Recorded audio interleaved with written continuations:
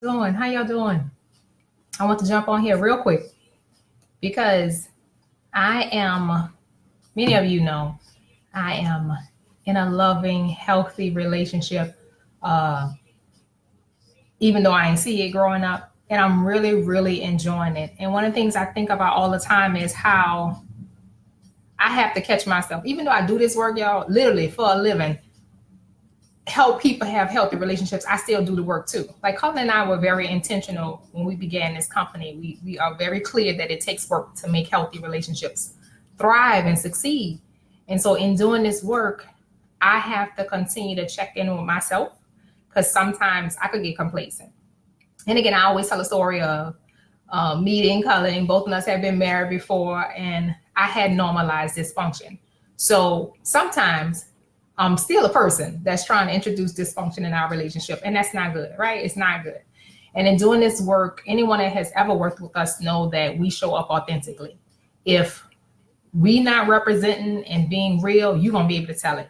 And anyone who has ever worked with us will be able to tell you that everything we do is genuine, it's real, you can feel us in it, right? So I said, let me jump on here real quick because I just want to share, part of the journey that I often have to check in with myself around. Hey, Nelly. Hey, Walter. How y'all doing? Good to see y'all joining in. I ain't gonna hold y'all long, but I want to jump on real quick because I really feel it's important to navigate love languages. I know we didn't create the term at When Love Works, and Dr. Gary Chapman did a great job at, really crystallizing the 5 different types. If you don't know what they are, I'll share them really quickly. But I wanted this video just to be around how I still have to do the work too. Colin still has to do the work too. And if we aren't doing this work with y'all, then y'all need to call us on it. And the love languages is something that I have to ongoing check myself.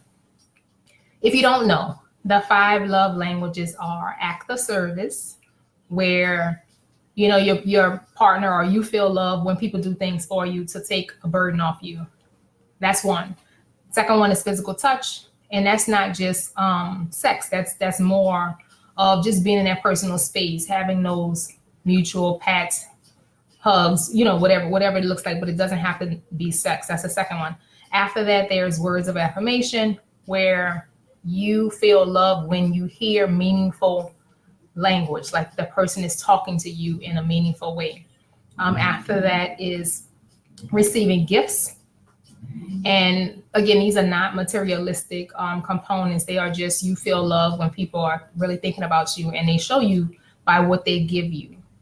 And the final one, what's the last one, y'all? Hey, Shakila. Hey, Tamika. What's the last one? We got acts of service. We got words of affirmation. We have physical touch, receiving gifts. Why am I drawing a blank? What's the last one?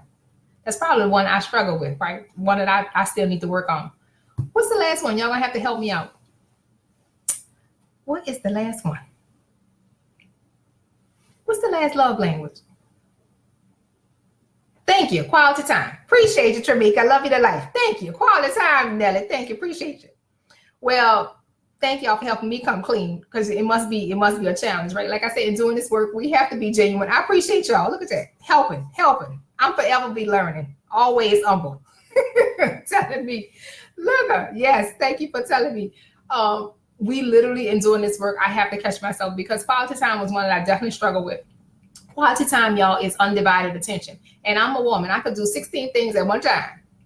But Colin did not feel love if I am simultaneously spending time with him and checking my email and checking on this show, and like all them slashes. And so I definitely, if I'm being honest, I had to practice how to love in that love language according to Colin's specs. Now, I'm just giving you my business because I don't have no problem sharing my business. I'm not going to ever share our clients' business, but that's me, y'all, all the way. Quality time, I struggle with, only because I felt like I could be doing a couple things with my time. Like I thought I was being efficient. And so if you want your relationship to work, you're going to have to learn your partner's love language and how to give them their love in their language. And you just can't be stingy with it. Because to me, quality time was, I'm sitting here with you. Like we on the same sofa. What's the problem? No, quality time is for him. was undivided attention. Not slash you answering emails, you checking on, you setting up appointments, you doing a whole bunch of things. So not only did I have to be very good at knowing what the 5 love languages are, I had to customize them to meet my partner's need. And I just wanted to jump on here real quick because this work is ongoing. I don't want us to get to the place where we know it all. And again, even though we do this professionally, we still have to do the work, because the moment you feel like I don't have to or I've arrived, your relationship is going to be at that stagnant place. So there are times where I have to check in and be like, yeah, I'm kind of phoning it in right now. I'm really being lazy. That's not loving him in his language. That's not loving him in a customized way. Physical touch is the easy one. Like if you are a person who needs it and someone just gives you hugs randomly, but you know you really need not only the hugs, but you need the hand holding. You need the extra hand on the small of your back. Then it needs to be customized. So I just wanted to share with y'all real quick, because if you want your relationship to work, not only must you know the love languages, you have to be willing to put in work to customize them. Like it don't take much, but you have to have a working platform for both of y'all to speak freely about it, for one. Like if y'all don't even talk about it and it's just like this underlying tension, that's a problem. Now I'm gonna need y'all to get a consultation with us, because that's a whole nother issue. If y'all can't talk about how y'all not getting love, that's a whole nother issue. But if you're at the place where you could tell your partner, you know what, it's feeling kind of stale in here. We just like going through the motions. Something's not clicking.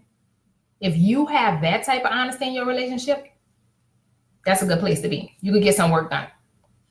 Excellent place to be. If you all have the freedom to just share that we are in a stagnant place, just a funky type of connection we just racking up years after years being comfortable when we know we could be thriving, then you ahead of the game. Now, once you have that understanding, y'all, you still have to do some work, because awareness is one thing. You know how they have the saying, when you know better, you do better? Well, that's not necessarily true. Look, tell the truth, y'all. If I'm being honest, that's not true. You can know better, because that's why the library is filled with books. You can read all day long. That does not necessarily mean you will do better. This takes work. And I'll be the first one to say that I'm ongoing in the work. I'm ever evolving. I'm not going to get to the place where I'm too comfortable. And I married this man who's not going to let me be comfortable without telling me about myself, because he'll put me to the side in the middle of a coaching session. He'll be done wrote me a note talking about, well, you just did that last night. I'm serious. That's how we roll.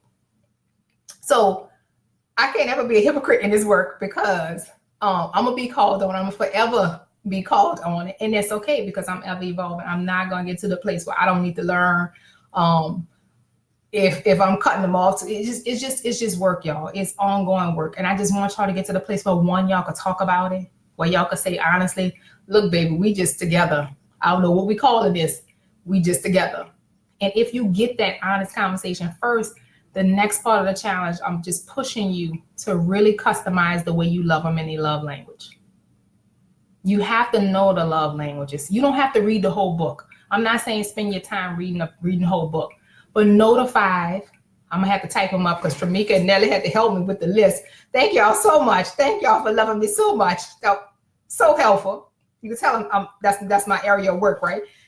But there are only 5. You have to know them, and then please do the work to customize them. I don't care if it is a family member, a sibling, a colleague. You have to customize the love language. Everybody deserves love, and you can't do it your way.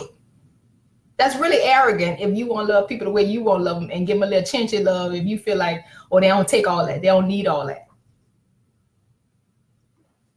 And look, I'm right there with y'all. If I'm being honest, I was like, you don't take all that. We together, No, y'all.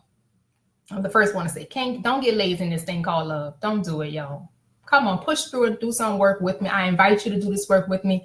Continue to do the work, make it ongoing so that your relationship stays fresh. Even if you're not with the intimate partner, you still deserve to have healthy, fresh, thriving relationships. But it's on you first. You got to know the love language. You got to customize them. What y'all think?